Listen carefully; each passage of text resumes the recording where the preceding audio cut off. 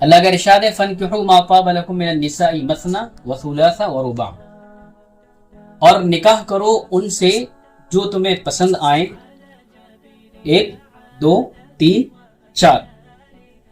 آگے اللہ تعالیٰ فرماتے ہیں فَإِنْ خِفْتُمْ أَلَّا تَعْدِلُوا فَوَاحِدَةً، اور اگر تمہیں اس بات کا اندیشہ ہو، اس بات کا خوف ہو کہ تم انصاف نہیں کر پاؤ گے، تو پھر ایک پر اکتفا کرو۔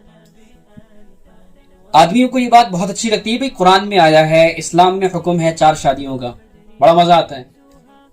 عورت پتہ نہیں کیوں ٹینشن لیتی ہے۔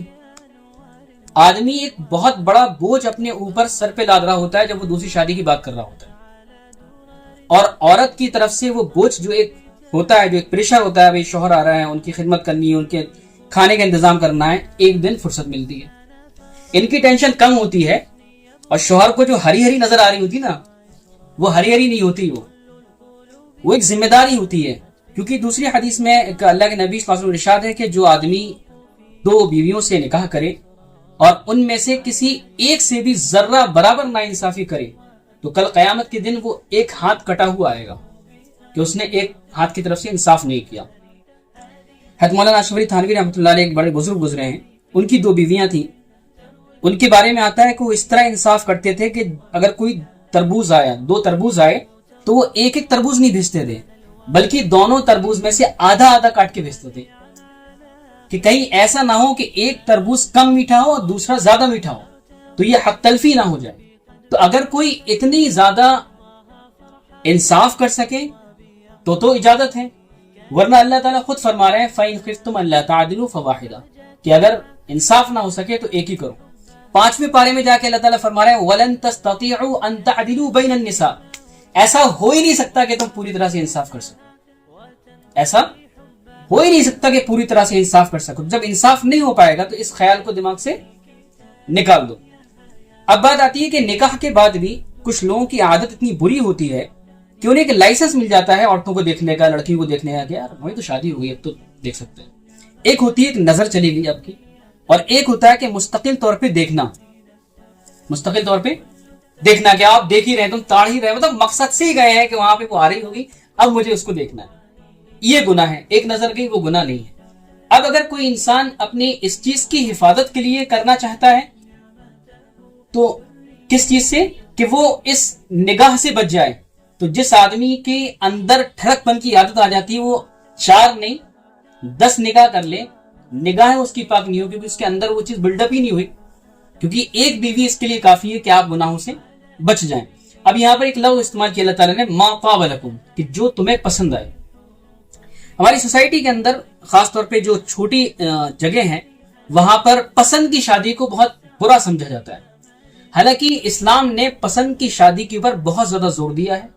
ایک صحابیہ فرماتی ہیں کہ ان کا نکاح ہوا کسی صحابی کے ساتھ، اور انہیں وہ پسند نہیں تھے، اور ان کے والد صاحب نے نکاح کر دیا، تو وہ اللہ کے نبی صلی اللہ علیہ وسلم خدمت میں آئیں اور کہا کہ مجھے وہ صاحب پسند نہیں ہے، آپ میرا نکاح ختم کرائیے۔ اللہ کے نبی صلی اللہ علیہ وسلم نے باقاعدہ نکاح ختم فرمایا اور کہا کہ لڑکی اور لڑکے کا نکاح تو وہی کرو جہاں ان کی مرضی۔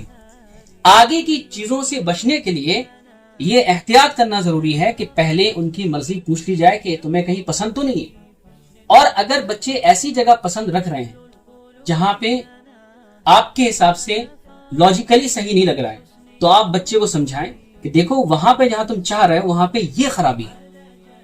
آج ماں باپ جو ہے بہت سارے لوگ ایسے ہیں، اس سے اپنی ناک کے چکر میں اچھا پسند کر لیا تم نے، اب تو اس سے تو کریں گے نہیں، اب دنیا میں سب سے کر دیں گے لیکن اس سے نہیں کریں گے۔ تو قرآن نے یہ منع کیا، کیا کہا کہ جو تمہیں پسند آئے اس سے نکاح کرو، یعنی کہ شریعت کے اندر اس بات کا بہت اہتمام کیا گیا کہ نکاح اسی سے کریے جس سے آپ کا دل لگے، جو آپ کو پسند آئے۔ پسند آنے کے بعد آئی لو یو مت بولیے، ہاں جو نہیں آئے ہاں بھائی ٹھیک ہے خیریت اور سب، سالوں سال بات چل رہی ہے۔ پسند آنے کا مطلب یہ ہے کہ آگے اللہ نے فرمایا پسند آئے رشتہ بھیجو، ول یو میری می، شادی کرو گی نہیں کرو گی یہ بات کریے، آئی لو یو والی بات مت کریے، وہ کریے کب؟ جب نکاح ہو جائے آپ کا۔ لیکن آج ہماری سوسائٹی کے اندر جتنے بھی لڑکے ہیں، اور ان کی سب سے بڑی خرابی ان کے ماں باپ کی ہوتی ہے۔ حدیث کے اندر صاف آیا ہے کہ ایک ماں باپ کی ذمہ داری یہ ہے کہ وہ بچے کی پڑھائی لکھائی کے ساتھ ساتھ ان کے نکاح کا انتظام بھی کریں۔ لیکن بہت سارے ماں باپ یہ سوچتے ہیں کہ ابھی تو لڑکی کی نئی نئی نوکری لگی ہے، کچھ دن ہم کھا لیں پھل فروٹ، پھل کھا لیں بچے کی کمائی کی، پھر کریں گے شادی۔ تو شادی وہ چیز نہیں ہے جس میں اتنا زیادہ تام جھام ہونا ہے۔ جب پسند آئے آپ نکاح کا پیغام پہنچائیے۔ اس کے بعد آگے چل کے میراث کا مسئلہ بیان کیا گیا ہے. قرآن کے اندر صرف ایک ہی جگہ ایسی ہے جہاں پہ مسلمان کے بارے میں اللہ تعالیٰ فرما رہے ہیں کہ وہ ہمیشہ جہنم میں رہیں گے. پورا میراث کا مسئلہ بیان کیا. اگلے صفحے فرمایا تلک حدود اللہ، یہ اللہ کے حدود ہیں. اور اس کے آگے فرمایا وَمَن يَعْصِ اللَّهَ وَرَسُولَهُ وَيَتَعَدَّ حُدُودَهُ، جو اللہ کی نافرمانی کرے گا، اس کے رسول کی نافرمانی کرے گا، ہمیشہ جہنم میں رہے گا. تو ظاہر سی بات ہے میراث کا مسئلہ مسلمانوں سے بیان کیا گیا ہے. اور اس کے بعد اللہ تعالیٰ فرما رہے ہیں کہ جو میراث کو نہیں مانے گا، بیٹی کو حق نہیں دے گا، بہن کو حق نہیں دے گا، وہ ہمیشہ جہنم میں رہے گا. آج ہمیں سوچتے ہیں کہ ہم نے لڑکی کی شادی میں جہیز دے دیا، اب فری ہو گئے. جہیز آپ نے فالتو کا دیا ہے، وہ آپ نے اپنے اوپر خود سے لادا، سوسائٹی کو دکھانے کے لیے بھیا اتنی گاڑی دی گئی، اتنا پیسہ دیا گیا. یہ میراث نہیں ہے. میراث تو تب ہوگی جب باپ کا انتقال ہوگا، پورا حساب لگا کے دیا جائے گا.